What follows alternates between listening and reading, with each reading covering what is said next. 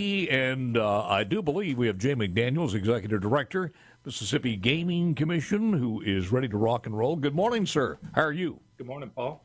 Doing well. Man, how do we look? Do you have the numbers yet? I think you probably would not, since it's just the 27th, the first month of the fiscal calendar. Right. I had them through June, through the first 6 months of the year. So through the first 6 months, as of end of June, we're pretty close to last year's pace, which, as you and I discussed, was a record year, certainly on the Gulf Coast. We're about 3% behind, though. So there is a little bit of a dip, and we've seen that dip in the months of April, May, June. The first 3 months of the year were strong, but I think you and I talked early in the year with the economy, the way it was headed, it was going to be hard to maintain. But 3% down statewide, only down less than 1% on the coast, so it's maintaining pretty well. But at this point, we're essentially at 1.318 billion.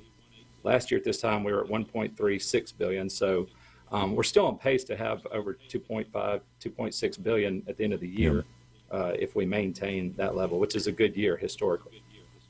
Jay, we've seen this before. Thankfully, we haven't had a lot of inflation since we've been in the gambling business, but there have been some. How does this affect the industry? How do they pull back, or what are the changes that the industry does to protect itself during a time like this? Because we got the official word this morning, a few minutes ago, that we are now in official recession. So what do they do? Yeah, it depends on the operator, Paul. A couple of them, will come out and just say, our reserves are good. We are not really worried about a recession. That's been in some of these quarterly, earnings reports and things like that. The bigger operators, they have enough there to weather the storm. What you see is some of your smaller operations that, just don't have as much cash in reserve that they do have to pull back, quit offering as much, on the amenity side, on the free play and things like that. But I would tell you, I'd say the majority of our properties, it's full steam ahead because, visitors is the name of the game. You got to get people in the doors, and you start pulling back on how often you offer that buffet and how often certain things are open, how many rooms you give. You're going to lose out, especially in our competitive market. So I think what you're going to see is a continued full steam ahead right now. Jay McDaniel is the Executive Director of Mississippi Gaming Commission. So, I was thinking about this on the outset of this interview. When this happens, do you see a lot less people calling as far as interested in moving to the state or expanding? Is that kind of put on hold? Because most of this is long range anyway. They're planning, 4 or 5 years out. Yeah, that's right. I would say, last year it was gangbusters. I was getting calls a lot more frequently because people were seeing the numbers, and immediately the idea of investment was growing. And like you said, that's long range anyway. You have a dip like we're in right now, which isn't significant, but the economic just environment does put some of those ideas on hold. I'm not getting as many calls, but I mean, it still happens. There's still people that say, look, despite this, we've got our backing. We've got what we need to move forward. So you hope that continues, but you're right. It definitely, so as the economy goes, so goes this industry. So I hope there's a turnaround out there so that we can get some more investment here. Goodness, I don't want to, I should even mention this. I don't want to jinx this, but we're almost getting into August, and so far we haven't had a lot of things coming out of the coast of Africa as far as tropical systems. But, I mean, we're not yet in August, and August and September are the 2 months that... Please don't turn this into a fat domino situation. I know. But that also could play into the final numbers. I mean, it always does. Yeah. Absolutely, and you're right. I'm scared to even talk about it, but we have a good relationship with the emergency team on the Gulf Coast, and they always look at the forecast. This is forecasted to possibly be a busy season, but you're right. When it does happen, it's usually late August, early September. We've kind of in the last few years we've had a few hit Louisiana. I hate it for them, but we've been able to dodge anything real significant. So. We got to keep an eye on that, though. And if you hit like a Labor Day weekend or a busy weekend, I mean, one big weekend can break a month. So, yeah. Well, we've come a long way from boats like the Treasure Bay picking up anchor and moving inland. That's right. So, that's right. The good thing is when they changed do close, a lot. It has. The good thing is when they do close, they're able to open up immediately. Back in the day, like you said, you had to take a couple of days just to get the boat re-anchored. So the last few storms we've had, it's been like a 1 day, maybe 2 day closure at most.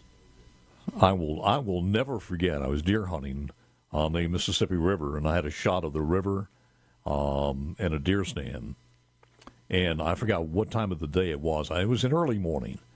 The Treasure Bay was actually coming upriver. And I didn't when it was moving to Tunica. Oh yeah. And I thought, man, we didn't have cameras back in those days, but that was to see that thing come up the Mississippi River. Any changes? Anything going on? What's some news that we have as far as Mississippi casino industry? Anything that's crossed your desk that worth reporting? Nothing real exciting. I think that, well, I shouldn't say nothing real exciting, nothing new. You and I have already spoken about a couple of acquisitions, and I'll just update you on those. Mm-hmm. The Magnolia Bluffs and Natchez is being acquired by a group out of New York, Saratoga Racing. They've made their application in the spring, and we're almost done with that process. And if all goes well, that entity should be licensed in the next month or two, and we'll take over operations there. And then, as we spoke about last time I was on, the Cherokee Nation has entered into a purchase agreement to acquire the Gold Strike in Tunica. And that's the big one. That's the $450 million acquisition of those operations. So they have just now made their application, so we're going to start that process. And if that goes well, they reported they expect early next year for that deal to close. So but that's a big change over handing it from MGM to an entity that has never done business here. So those are those two acquisitions are, I think, keeping us busy right now. Do you expect any pullback on that one since it is now we're officially in a recession, or what do you think? I don't expect to, Paul. I mean, most of that negotiation was going on in May and June when all this was still pretty evident. They're one of when I talked about operators with good reserves, I think they're in that position. I think they do very well. And so you never know what may happen, but I think they went into this fully expecting that the numbers might decline. But they're going to put their operational expertise into it and see what happens. Do they have a name that they have? They're going to what they will call this in the filings, so you know what the name's going to be. Yeah, as of right now, well, the casino will stay Gold Strike. The entity that's made application is Cherokee Nation Entertainment. There's actually another newly created entity that will go under that. That's the parent. So, but ultimately it'll be a Cherokee Nation entity, which will be the applicant still running it as the Gold Strike as far as that's so they will keep the Gold Strike name there then. Okay. That's their plan, yes.